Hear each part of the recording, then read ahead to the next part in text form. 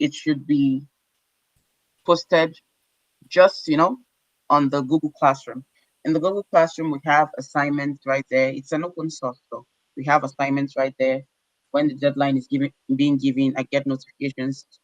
Students get notification. If it's being graded, I get notification. I go back to it. I see what I should work on.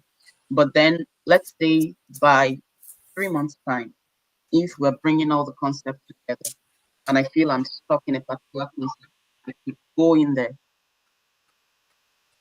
like I could just Okay. scroll up and I don't know if you have made use of that. Analog has made use of that before. Okay. So this is my first time training. I'm running this training with analog shifts. But I'm going to work on the Google Classroom and hopefully you can get it running by tomorrow. And then I'll Okay, try that's to lovely. upload previous resources on it also. So we can submit our assignments on the Google Classrooms, right? Yes, and we get notifications if there's deadline. Get if it's being graded, we get notifications. Okay, all right. Thank you so much, Amy, for that idea. I'll work on it and hopefully we can get it running by tomorrow. Love, lovely. Good to hear. Third Fabian will be joining today. So Michael can go on. Mr. Casimir is here in and out.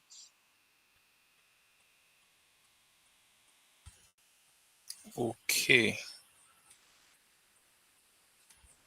Can you hear me? Yes. Welcome, Anna. Welcome, Amy. How are we doing this evening, morning, afternoon, based on your location? Very good. Thank God. Have you guys been enjoying this show? Okay, let me ask each and every one of you one by one. Just both of you. Beginning with Amy. So far, how have you like learned new things? And is there anything you will apart from the structure of the um cohort? Is as in the learning, is there anything you would like to change or add, Amy? Um, I think it's great. I love the pace, considering most of us do have a background. I love the pace of the course, but then just one more thing, it's not following the curriculum that was being sent to, and the pace was wonderful. I I love the teaching method for the class, the short videos. I love the probably because for me we're yet to go into new concepts, but for that which we have done, I love the fact that we have assignments. It's more like a refresher, and it's Nice. wonderful. So the curriculum was created in the heat of the moment, out of enthusiasm and high energy. But when I got to know you guys, I had to, make things a little bit more. Please, so like, tell us, have you learned anything new so far? And if there's anything you would like to change or add, what would it be? Energy.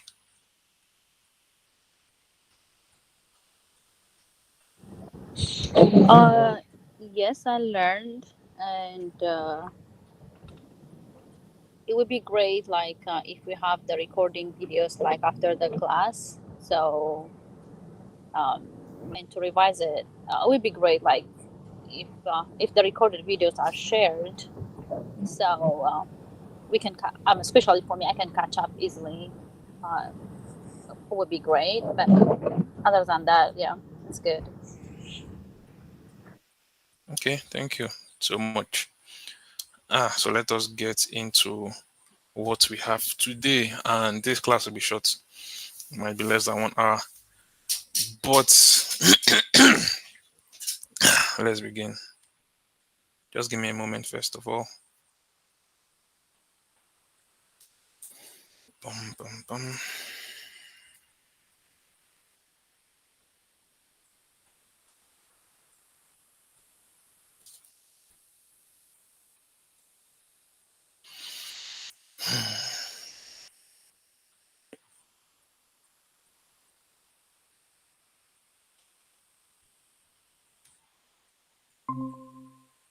Can you see my screen?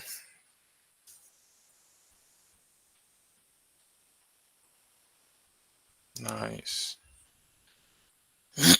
So network has been really something this evening. So like we normally do, I'll come back here to ask if you guys can still hear me. So today we're going to learn about SQL data types, keys, basic keys, and I did not list all the keys because there are a lot of keys. And based on how complex your database is, that is, how you're going to use your keys now. We also have creating a database and database tables. You guys are going to have an um,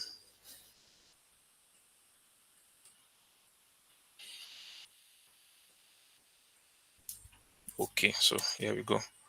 So data types in SQL. Okay. So first of all, there are different data types in SQL. Unlike Python, this one is quite different.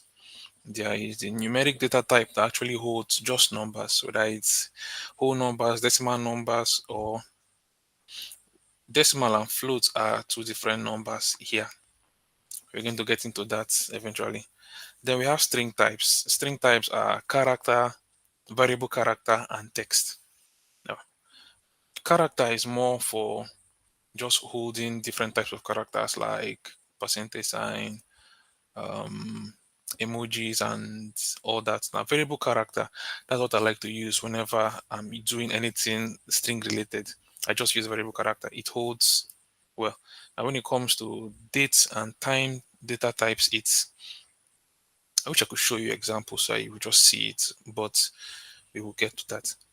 Now, with dates and time data types, dates just gives you like the date itself, as in the year slash the month slash the day. That's the date data type. Now, the time gives you just like hour, minutes, and seconds. Sometimes it goes into milliseconds. Now, date time, hour, minute, second. That's date time. Now, there are different formats with date time. We do year, month, and then day. But in some databases, mostly in America, they do year, day, and then month. That's chaotic to me. The arrangement just doesn't sure geographical location. But normally, yes, the arrangement should be year, month, and then day. I believe everybody here should probably agree. Probably. Can you guys hear me?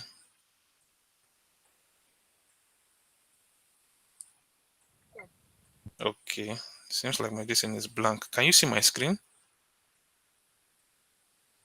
Blank. That's why. No. Why? Your screen is blank. Okay, it's back. Oh, I see. Okay, let me try something. So still there. I don't know what went wrong. So let me continue. So like I was saying now we're going to go into the keys. Well, let me finish with this now. Now again, can you see my screen with voice? Somebody say it, please. Yes. Nice, thank you. So Boolean is also here, and um, Boolean is true or false, and either 1 or 0. Now, when you want to learn about SQL, what I would advise is to just choose one relational database management system and learn from it. I mean, like if you want to learn, start with either MySQL or Postgres. You can't start learning all the different types of SQL variations. It's going to give you a tiny hard time. There are some databases that allow big ints, small ints, and just ints. Some just allow only integer. There are some that use floats, there are some that use double. So you see, just start with one, then you start seeing the differences with the rest of them. Now, database keys and constraints. We have different types of database keys, but we are going to focus on just the first two. But you should just know that these other ones are there. They are up to 10. At least I've worked with up to 10. A single unique key that every record in a table should have. Okay, a foreign key is basically a key that links a table to another table. Everything will make sense eventually. Then we have columns, a key. And let's say you have one column, but that column is not necessarily, it doesn't give you the properties of a primary key. Now you could have another column so that doesn't give you the properties of a primary key. You could join column 1, column 2, and column 3 to make a primary key. And doing that is called a composite key. Okay. Now we also have constraints. Constraints, like I mentioned this thing in our last class, even if I don't call it constraints.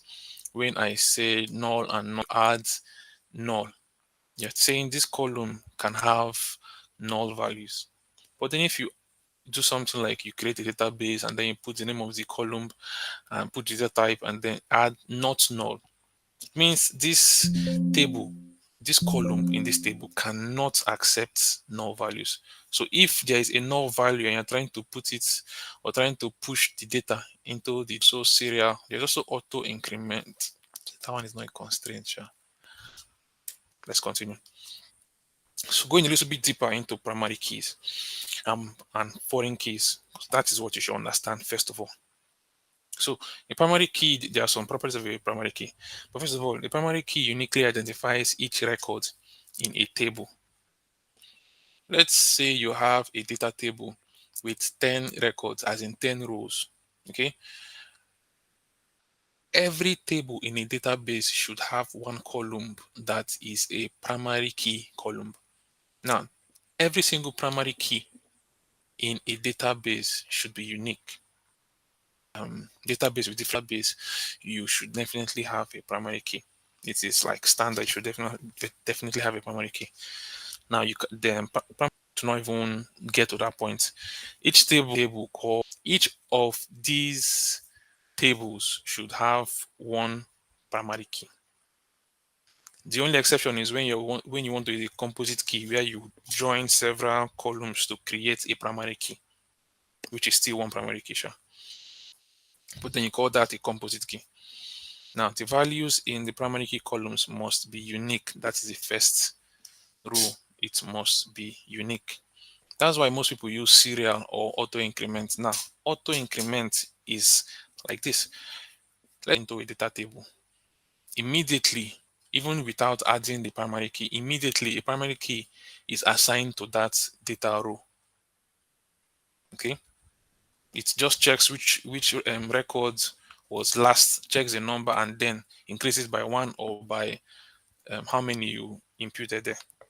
Then we have foreign key. Foreign key establishes a link between the data in two tables, enforcing referential integrity. Basically, a foreign key just connects a table to another table. And it's very, very important that you have connection between this table, because that's the only way you could actually implement joins. Joins depend on your primary key and foreign keys. Okay. Now, a foreign key refers to the primary key in another table. You could have a primary key in your parents table. Let's call it parent ID. Okay, in parent table, parent ID. And then we can also have that in children's table. But if you have parent ID in children's table, then that is a foreign key. It's a primary key in its own table, but as long as it's in another table, referencing its own table, then it's a foreign key. Now, when it's in another table as a foreign key, it can have multiple, it must not be unique. There can be different, how I put it now, the relationship doesn't work as I wanted to say there can be different parents to one child, but each parent has its own ID. But you could definitely say there can be different children to one parent. So you understand. So if you are putting children's ID on the parents table, then the children's ID can be, let's say we have a child, the child's ID is 4. And this thing keeps getting interesting as you keep thinking about it. Let's move on, let's move on. They can contain null values, yes, in some cases. especially if yes, they can contain null values. They help prevent actions that will destroy links between tables. Now, the example you in an others table, the customer's ID column might be a foreign key that references the customer ID in the customer's table. Just basically what I explained with the parent and the children ID. Now, like I said, we're only going to deal with just these two for now. So, types of relationships. Relationships between different tables. There's one to one to many, and many to many. One to one, like this example, the person has just one passport, so one person's name, and even if it's on another table, it's still just one passport. Let me think of another example. Okay, let's say you have a marriage and you have the um, male table and the female table, or the husband's table and the wife's table. As long as you are in a society that accepts one woman, one husband, one wife, then it's going to be a one-to-one relationship. One to one. Okay. Now, when it has to do with one to many, a doctor can have many patients, a teacher can have many students. Let us discuss this one. Can you guys give me example of more, like um more? Let's start with one to one. Somebody give me an example of one to one relationship that you can think of. Any one?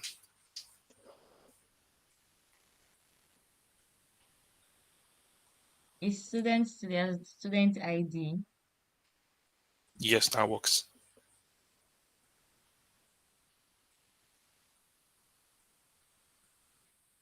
NIN. Yes.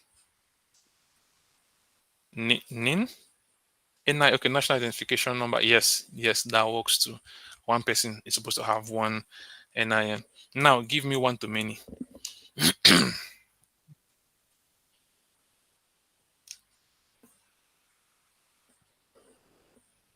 Tomorrow. A school to their students. A school has many students. Yes, that works. But you can see like this: one school, one Mm-hmm. is to many as per one school to many teachers. Okay. Okay, and then we now go to one teacher to many students. You see how the relationship keeps getting more and more interesting. Now, the easy part Mm-hmm. of SQL and databases is just the syntax. SQL syntax, that's the easy part. Now, the not so easy part is not difficult, though, but not so easy part is when you start dealing with things like this, understanding the business, understanding the um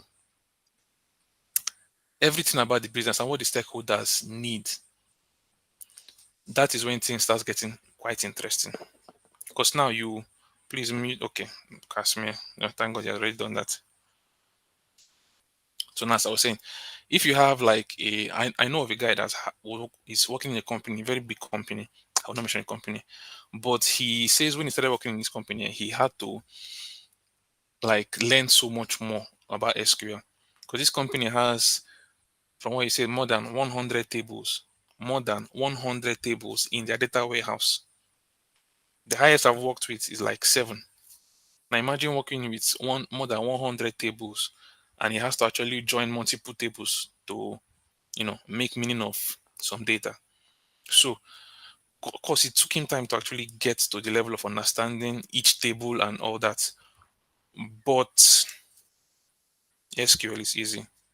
It's the business itself, understanding the business itself. That's where the tiny challenge comes from. Now we have understood one to one. Sorry, we have understood one the link of one to many, like school, like our coordinator just says, you have one school to many teachers, and then you have one teacher to many students. Okay. Now you can have one student to many subjects. It just keeps going deeper and broader and broader. But then if you think about it, you could also have one subject to many students. See? Now let us go back. Give me an example of many to many, apart from the one you see there.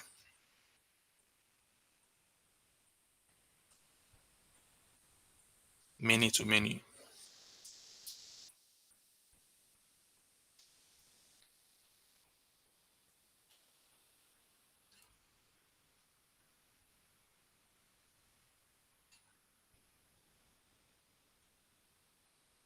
No one. Yeah, let's move on. Many students takes many subjects. Yes. That's basically what is on the screen. Okay. Students enroll in many courses. But yes, yes.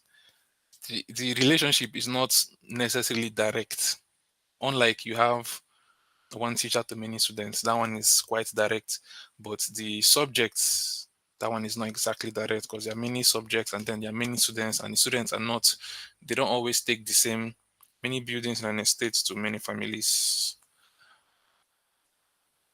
I believe a businessman, the this example you just gave now is kind of things a businessman would think of.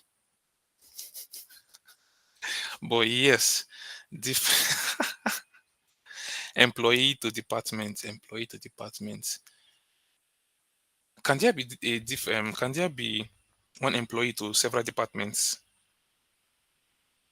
It can work, Abby. If an employee can be in several departments, then yes, that could work as well. Customers to many stores. Yes, unfaithful customers that go to many stores. Yes. Okay, let us move on. But it still gets tricky. Oh. So you just need to understand what you're trying to build and then you just go slowly.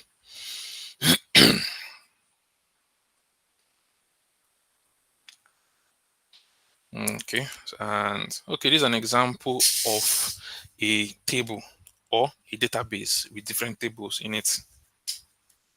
This is the last slide. So let's see now. So we have the orders table. Let's call this like let's call this somebody raise their hand. Oh my God. Many young girls to seriously, guy. Seriously. Many. I'm so many. Why? Shouldn't it be one to one? No, that should be one to one. Why are they doing many? What is this war turning into? Chineke. Oh my God. Please let us go back. Oh. So let imagine this is you guys should know DoorDash. They have people that make orders and they deliver it to their homes. Okay. So now let's say a customer ordered something. You have the order ID, you have the let's start with the customer first of all. Let's start with the customer first. The customer goes to their phone and they're like, I would like to eat something. Okay, what do they have? And this phone is not even necessary. But this mail, yes, they might be using the mail. Okay, phone is necessary because they might be using the phone number to actually reach the customer. Like, okay, the food is close to you, or give the phone number to the person delivering it, telling him that okay, when you reach to this location, call the person. Okay, so the customer orders something. Okay, so the order ID is there, and then the customer ID is there, linking both of them, and then the date as well, obviously. So there's an order ID, and then there's a customer. So let's say the customer finally ordered something. Now, orders item. So there's an order ID, and then there's also an item ID now. But item ID is linked to the orders item. I feel like this thing keeps getting confusing as I move on, but stay with me. So let's say the customer ordered something. Now, the price of what the person ordered and the name of what the person ordered is in another table. Okay, that table just holds all the items available in the company, or all the food items are available in the company. Okay, now when they order, the item is linked to the order ID. Do you get? Now they go back to the order ID. There is the date and the customer that wants to order it. Okay, okay,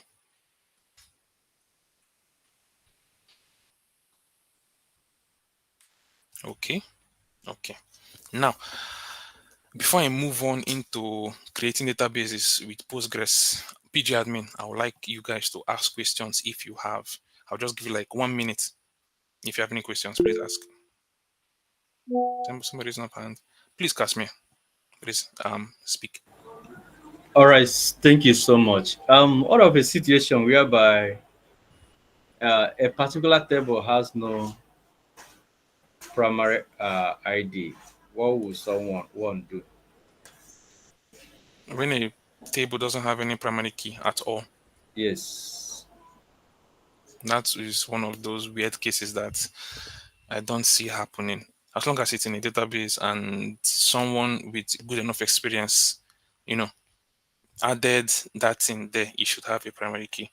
But there are cases where, as a single table, or if you have one big table, okay, let me just digress a bit, but time is going. Let me just digress a bit. So let us say you have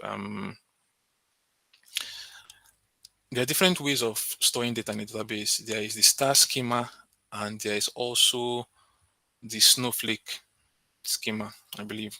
But one of my favorites, in fact, my favorite is the one that doesn't have any work at all, and that is one big table. Now, with one big table is as simple as it sounds. It's just one big table that doesn't have foreign keys. It might have a primary key, but it doesn't have foreign keys. It has all the data in one table. Okay. Now you can have a primary key for each table, for each row, and that is good to have. But I won't say it's necessary because there is a way Postgres does it where it can check for duplicates without using a primary key. But as long as you have several tables in a database and they are linked together, it is very necessary that you have your primary key. In fact, it's almost impossible to have several tables linked together without a primary key. It won't. It will give you errors before you until you fix that thing. You get. So it is almost impossible to have something like that unless if there's no link between both of them. But even if a table still needs to have a primary key, yes, please. One more thing is in Postgre and other platforms, we always talk about normalization, Yes. which is creating relationship between tables and all that I won't for say it's for about. Okay, sorry. Continue. accessibility, efficiency, and all that. Yes, atomicity as well. Yes. Yeah, yeah. But then, what of denormalization? Yes, the normalization is just basically reducing the links or reducing the number of tables, or that's how I understand it. Reducing the number of um denormalizing it. Let me explain from the beginning now. So, Normalization okay. is basically, wait, give me a moment here. I'm trying to open this thing.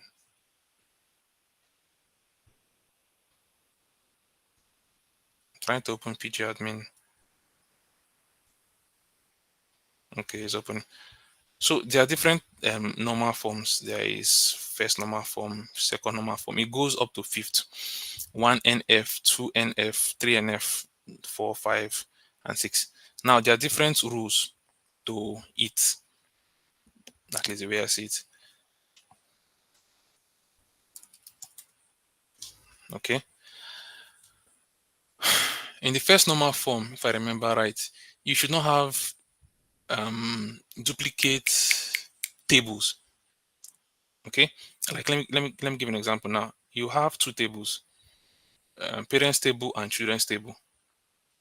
If there is a table in the parents table, it should not also be in the children's table.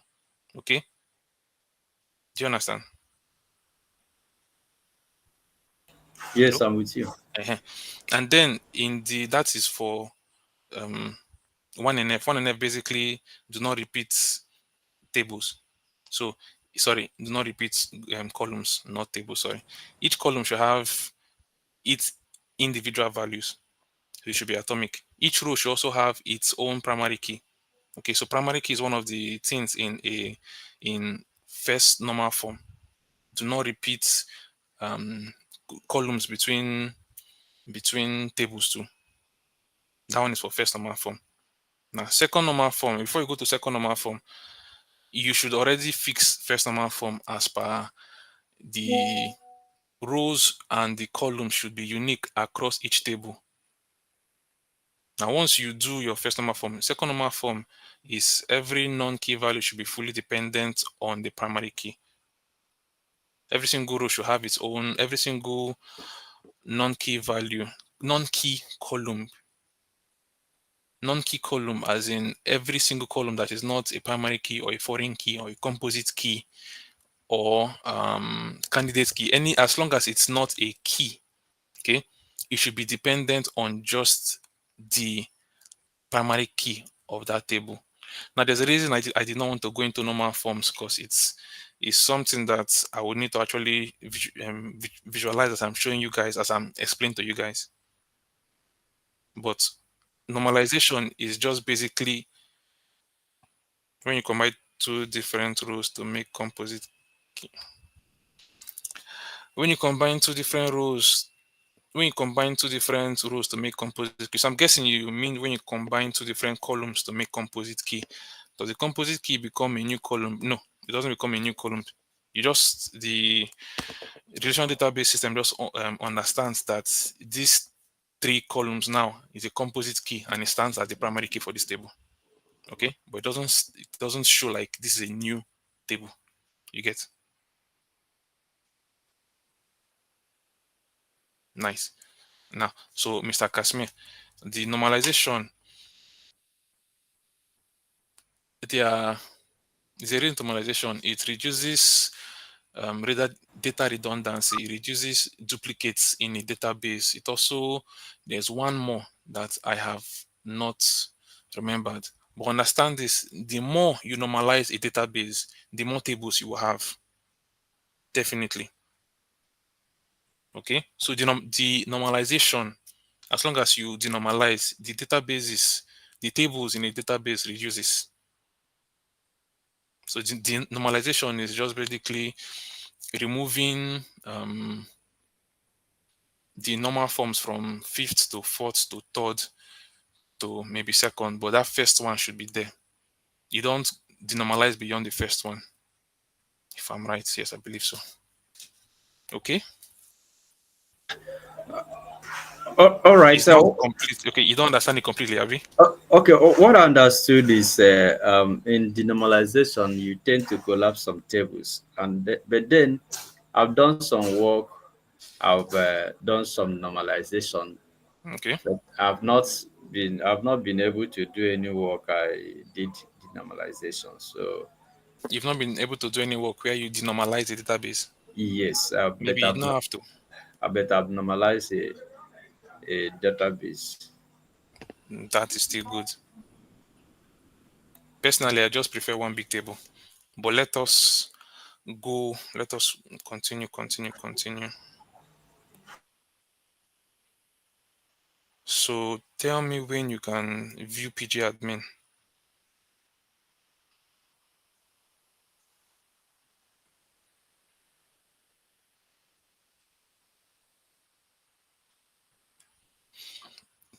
Okay, can you view PG admin now? I'm guessing the thumbs down was because you could not view PG admin. Thank you. Thank you. Maximum effort. Okay, so now we are in PG admin. Let me give you a little bit rundown of PG admin. I have not updated my version. I am not really a big fan of updating versions of a lot of things. So in PG admin, it's a Postgres database management system. Now you have different servers. So server, this is a server, this is a server, and this is a local server. Now to create your own local server, it's quite simple. You just register. Yes, you just register a server and it's going to ask you for details and you give it details. Now you could give it a name. No, leave that one. And then you go to connection. You give it a address. It could be local host or 127.0.0.1. That is the local host. Your username most likely would always be Postgres. Database is Postgres. You can leave that one the way it is. Parameters, blah blah blah. Nothing. Now let's go. Let's do this again.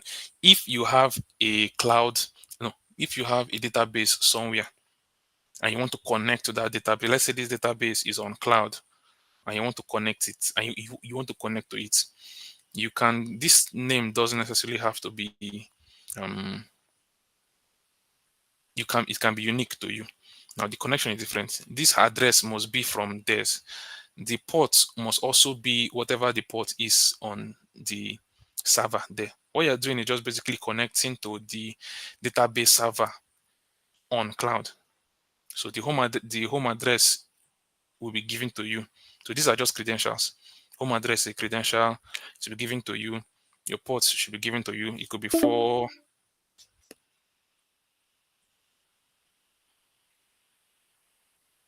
okay. Yes, Mr. Kashmir. All right, thank you so much. This week I try building my first um data pipeline from Python to Postgre.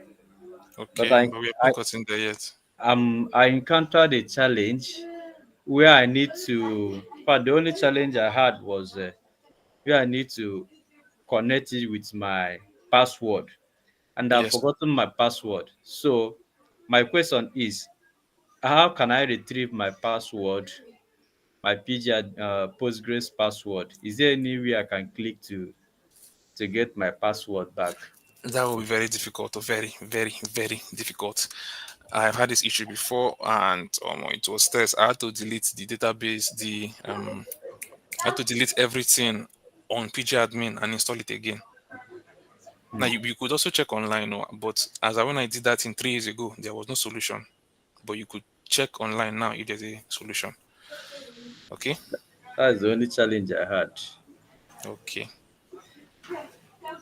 So let's see what we can do in the next 10 minutes. So you guys just stay with me. Stay with me.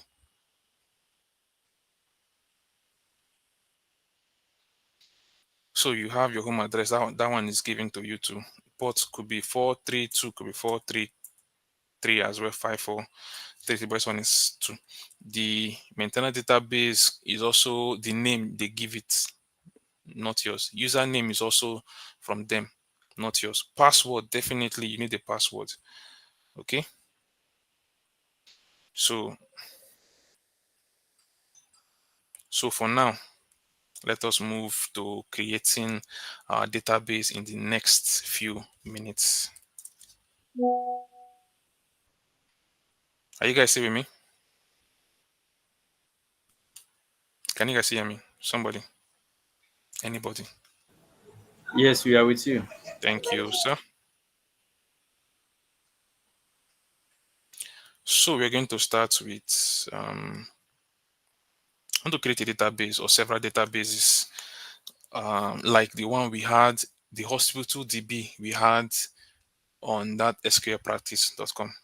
Okay, I'm actually going to just run this thing sharp because we have a time limit currently, and I've done this thing before, so you guys should understand this. I'm going to explain this in step by step. If you want to create a table, you've already created a database, because once you create a server, you get a database, and this is the name of the database, Postgres. Except if you are connecting to someone else's server. Even if you are connecting to someone else's server, it's also they also have a database. If you want to create a database, so you could create a database, yeah, but we won't be doing that for now. So we have database, and then this is the database, which is Postgres, and scroll down here to public, and then scroll down to tables. Okay, now we have we want to create a table, a patients table. So if you want to do this, you do create table, and you could even add if not exists. So if it doesn't exist, create it. If it exists, don't create it. You get. So we have our patient ID, and this is our primary key. You can denote a primary key by this. That's how the database knows that this is the column for a primary key. Okay. And then we have this serial is basically increasing the primary key number as it goes on. So let's say you added your first row, one. Your second row is coming in, it automatically gives the primary key two. As it goes on, three, four, five, six, you get. So we have first name as Vacha 50. This 50 is just basically the number of characters that the first name should be able to hold. And I don't think anybody's name, may be some African names, but I don't think anybody's normal name should have more than 50 characters. Okay. Like my name is Michael George Dagogo. And it's not up to 50. I don't think anybody's name is up to 50. And then we also have last name, C50. And remember, your name cannot be null. Not null, not null. Okay. And then we also have gender. Gender is just one character, either male or female. One character, either male or female. Okay. Date of birth, not null, obviously, because everybody was born at a particular time. And then we have city, voucher. A city, it can have no values. Maybe the person is not within our within the cities in our database. There's province ID too. There's allergies, but allergies is also you can hold no values. Then there's height, and then there is weight. Int, integer, text, um, character, and voucher. Okay, so these, no, not that one. That one is for increment. So voucher is a data type. So this is how you create it. Create table if not exist. The name of the table, and then your primary key. Remember to put the primary key keyword, and then the name of the column, the data type of the columns, the number of um, characters this thing can hold. It's also good to actually put the number of characters this thing can hold. If you put something like 500, okay, it will have excess characters to hold, but that will be excess space just left, not doing anything. So it's good to actually have this as in within the number of the range that you're actually working with, that you should be working with. It will not just, okay, it will make your query a lot faster and it's going to save space a lot. Um, Patients table. Now let us go to our our let us go to our table, doctor's table and appointments table. So now we have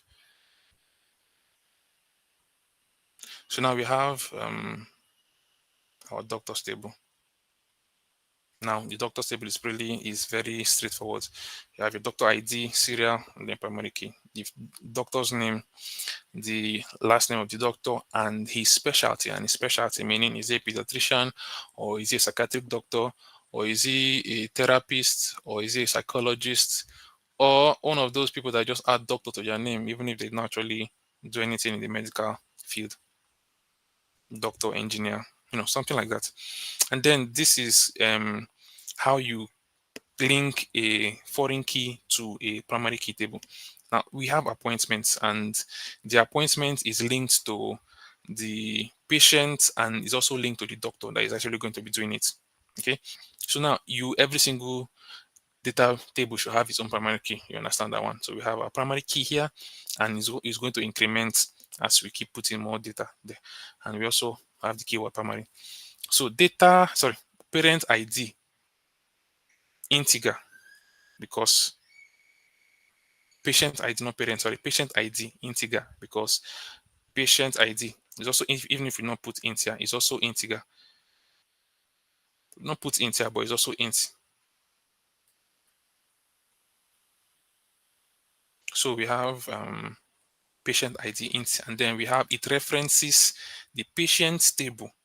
Okay, remember the name of our patient table was patients. So It references, stay one place. It references the patient's table, and the primary key for that table is patient ID. Now, on this on delete cascade means if anything is removed from the main table, if we remove anything from here, it's also going to reflect here. So if we remove this entire table, it's also going to reflect here. You understand? That's what this on delete cascade means. So we also have our doctor ID integer references, the doctor's table, and the primary key for that one is the doctor ID. Okay. And then we also have appointment dates. Timestamp is one of the this I did not talk about, but remember every single database management system have its small changes. Some don't have timestamp, some have timestamp. A timestamp is in this case scenario is when like the appointment day. And then we also have the reason why you come to the doctor. Is something scratching you? Do you have another tail? Do you have a tail before? Why would you have a tail? What am I saying? So this is just the tables, primary keys, the data types, and the link between the primary keys. Okay. Okay. So let us run this, and it's going to create our tables for us. Simple query. Now to check if your table has been actually created, you go to tables here and you refresh. Now, as you can see, we have appointment, doctors, and patients. Let me check if you guys can still hear me, Abi. Thumbs up minutes.